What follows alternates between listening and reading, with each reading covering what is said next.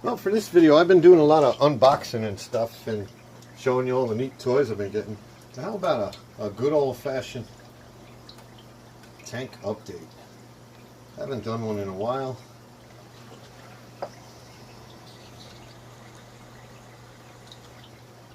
You might see a couple of new fish in there I haven't talked about. So you got this brown wrasse.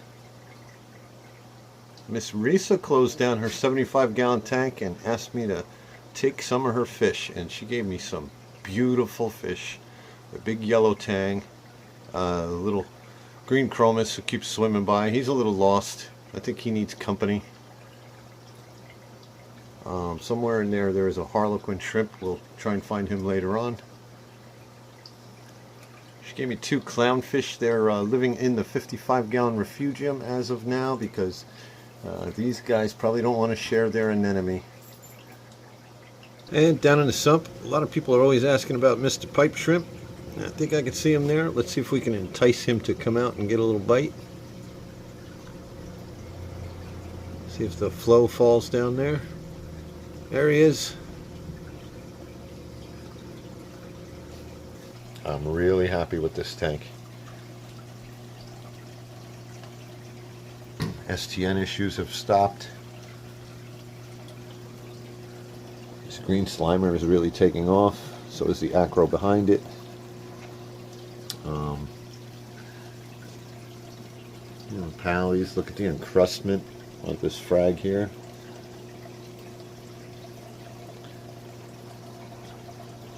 You see the Hollywood Stunner back there. It's kind of a bad angle, but that thing is huge.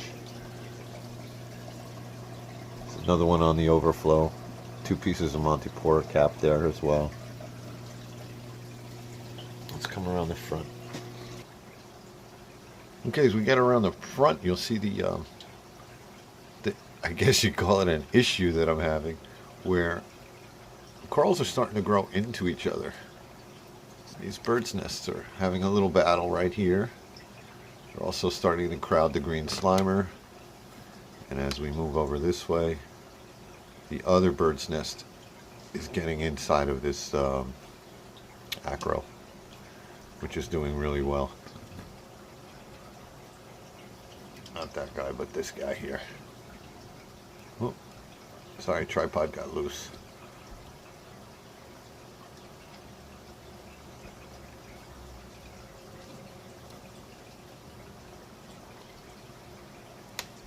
And these guys are still duking it out. Fox facing the yellow tang. Still working on who's the boss.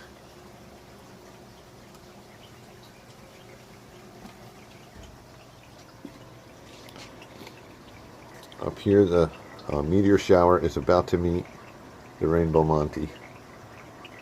And my pink bird's nest is caught in the middle of it. There's a few acro frags I added just to just in this kind of dead area where I lost everything else.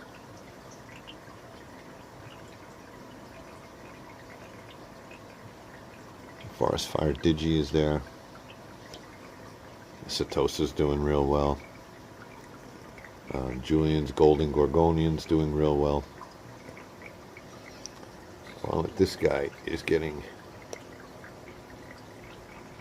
you see to the right there where the Monty's sticking out of the clove polyps. So yeah, if I blow those back, that Monty has really grown leaps and bounds, and that's a piece from Rico that I really like. Give you a shot of these clove polyps and how much of that Monty Porter they're actually covering up. I'll disturb them with this feeder. See if we can get them to close up a little bit and retract.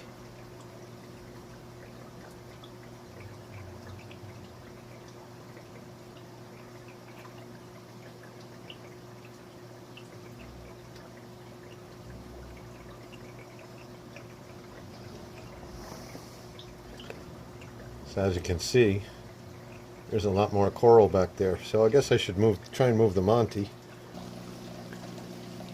Now, I don't always see where this guy is. He's pretty good at hiding. But I want to say thank you, Miss Risa, and I no longer have any Astorina starfish. Guy's been putting in work. So catch him hanging out by the bubble coral every now and then. So he's doing great.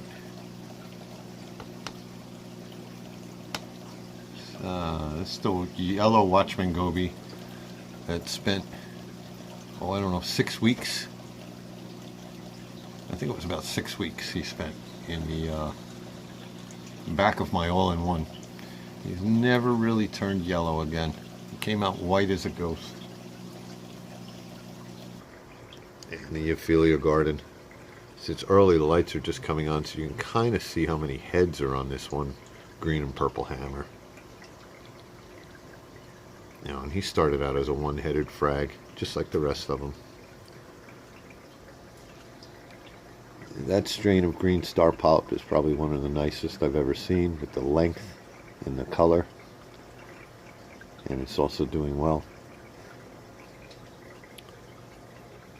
Trumpet coral's bouncing back. It had an issue. It was getting hit by the hammer. But it's bouncing back very nicely. Acans are happy. Little Zorok, very happy.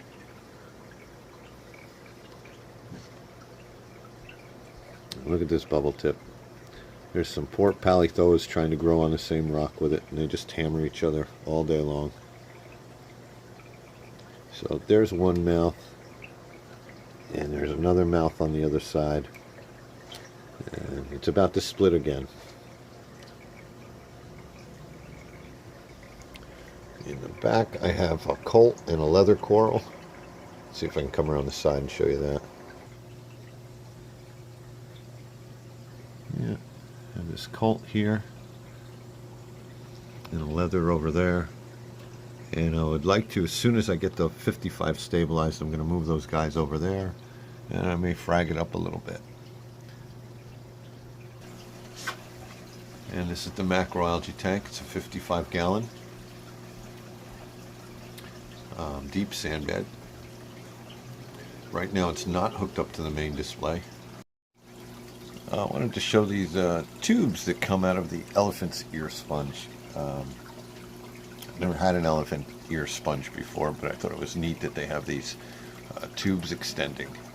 And I'm hoping it's a good thing. Maybe it's a sign of growth. I'm not sure. But I just thought it was interesting. I haven't seen it before. There's the 2 pieces of red finger sponge.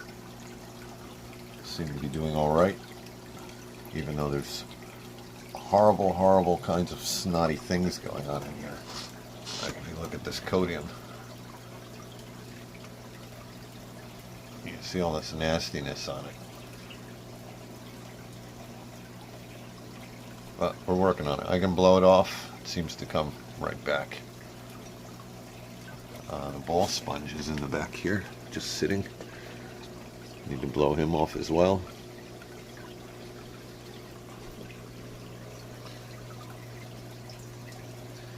And the glass is horrible. So at this point, whether it's directly related to the issue or not, look at those palithoas. They're almost pink, right? Well, they're supposed to be rust brown color like these. I think they're called harvest moons. So I don't know if it's directly related to the cyano and the dinos, cyano or dianos. And as far as that, right now I'm treating it as cyano with Dr. Tim's recipe for cyano. See, there's just this brown, horrible stuff. And even the mushrooms that are in there are kind of more pink than their normal purple. But the Dr. Tim's recipe starts with refresh bacteria, and then you run a waste away bacteria. And you can see it totally smothered out this pink or purple gorgonian. And that's the guy who started it all, I think. That was the red grape macroalgae. And a couple hours after I put it into the tank, it lost its grapes and kind of released whatever it had in it.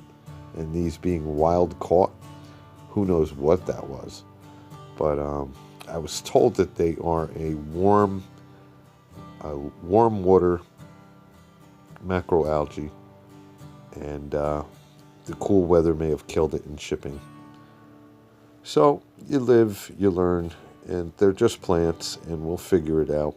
And they're really not expensive, so I'll just get some more once I get it figured out. So thanks for watching, and we'll see you again soon.